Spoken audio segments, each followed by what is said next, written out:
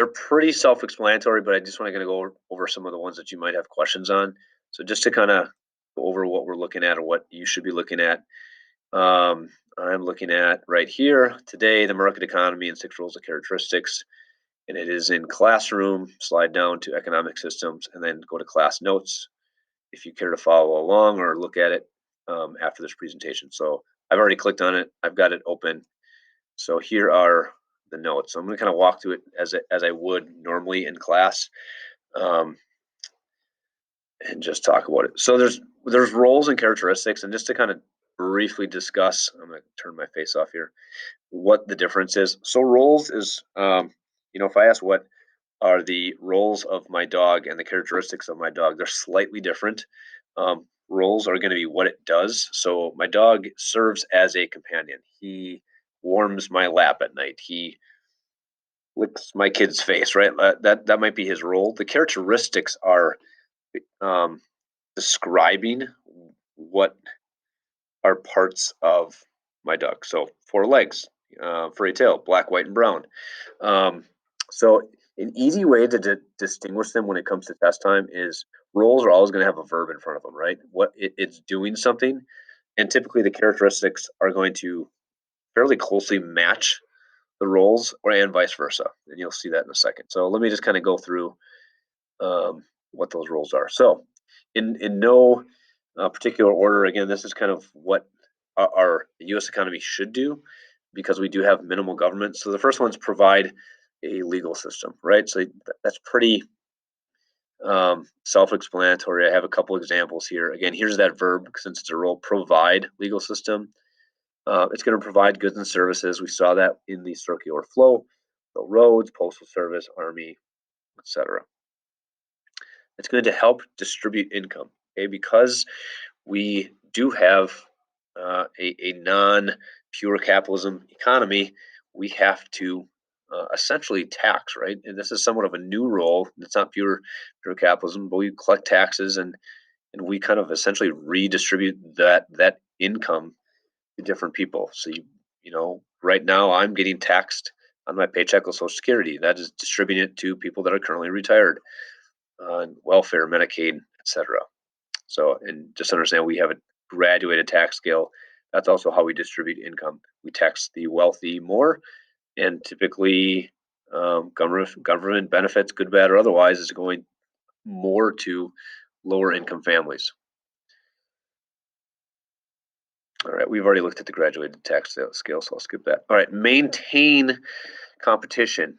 So one of the ways we do this is we do not allow for monopolies or trust, because competition is good because it lowers prices. Typically, it's going to improve quality. So just historical kind of reference where we went against this. And when I say we, I mean the U.S. government. FDR in the New Deal post-Depression, he made this thing called the Tennessee Valley Authority, in which basically he funded um, these jobs for creating dams in the Tennessee Valley where Mr. Odenwald used to live, and uh, he was selling electricity at a really cheap rate, and the private companies could not compete.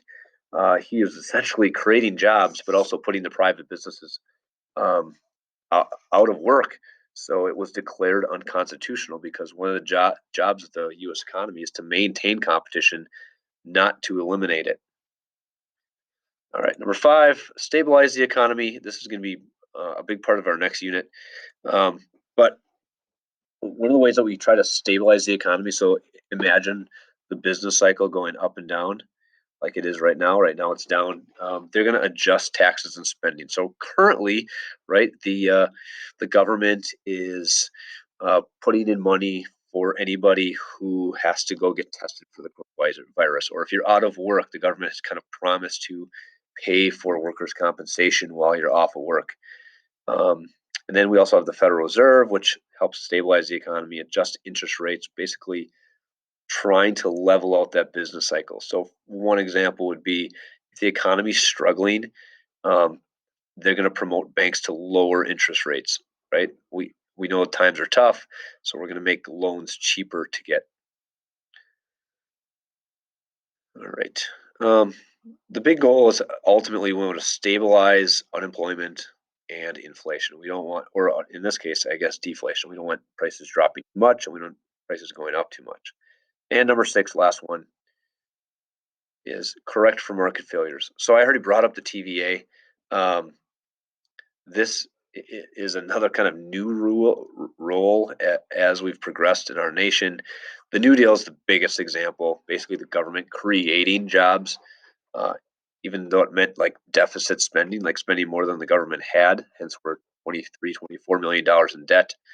Um, More recently, 2009, the bank bailed out the uh, the banks because they were going under because there were so many houses for sale with the housing crash. So those are rules. If you notice again, I quickly go through, they all have kind of a verb in front: correct, maintain, stabilize. And so when I go to the characteristics, they're going to pretty well match up. But what components of the American economy can we expect to see? So minimal government. Okay, again, not a verb, just um, uh, a concept, which is kind of the main one, right? We talked about uh, in a perfect world, right? The government really probably shouldn't be more than about 20% um, influence on our daily lives.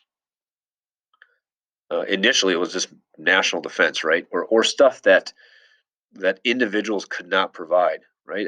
Like an army, it was one of them. It used to be um, like NASA was an example. Uh, no private companies could establish a space program because it was just too much money to do. But now you've got people like Elon Musk and SpaceX that have actually built the ships and sent them into space and to Mars, etc. Number two, okay, freedom of enterprise. Um, Enterprise is just another word for businesses or the supply side of the economy, right? We should have freedom for businesses. They have the ability to control the factors of production, control their capital, control who they hire, labor, control their management. Um, Now, keep in mind there is some government control. They can regulate businesses right now, right? The health department's regulating restaurants and how many people can be in the building. They can at times set price ceilings and floors.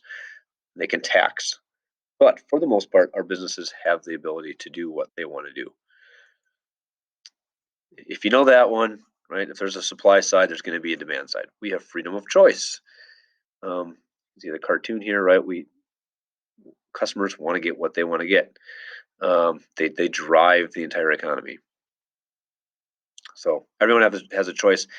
Term, this is known as consumer sovereignty, which means sovereign means to rule. So basically, consumers in the United States essentially rule the market. What we demand, businesses are going to make. Private property. I had mentioned that uh, John Locke, who basically we stole his ideas from for the Constitution, was everybody has the right to life, liberty, and property, not pursuit of happiness. And that was a mainstay when we created the Constitution. That basically, if it's our property, you can't touch it. Uh, Going back to the British, right? That we didn't want them controlling what we felt was our land. Now there is an exception to that. I'm going to go into the one kind of way that the government can essentially forcibly take our private property. And that term is known as eminent domain. Okay. All right. So eminent domain is essentially if the government deems your private property as being more useful to the greater good, they can essentially force you to sell your land and claim eminent domain. So here's our cartoon. Don't look at it as if I'm mugging you. Think of it as me exerting eminent domain on your wallet. It's for his greater good. A simple example of that about 500 yards behind me is Highway 57. When I was middle school, high school, that was a 2-lane highway, and basically government claimed eminent domain and basically forced those farmers and those living close to the highway to sell their land. They gave them a fair market value. I'm air quoting now, you can't see me.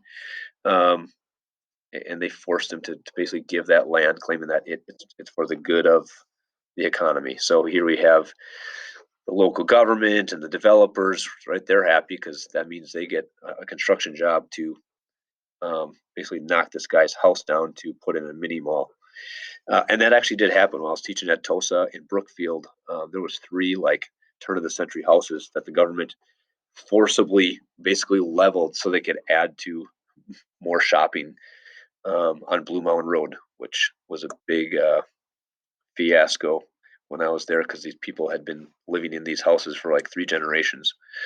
So that's eminent domain. Government can forcibly take property if they deem it as, you know, for the greater good of the public. Here's a good example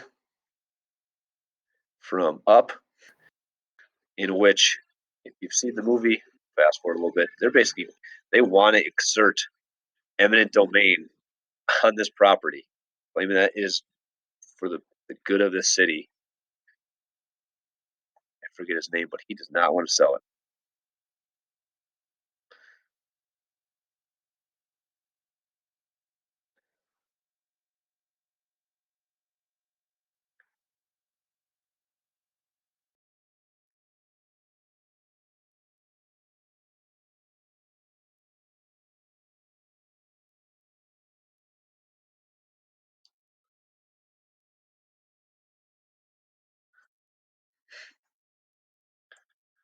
So he's not having eminent domain. All right. Characteristic number five, profit. This is the invisible hand that we talked about.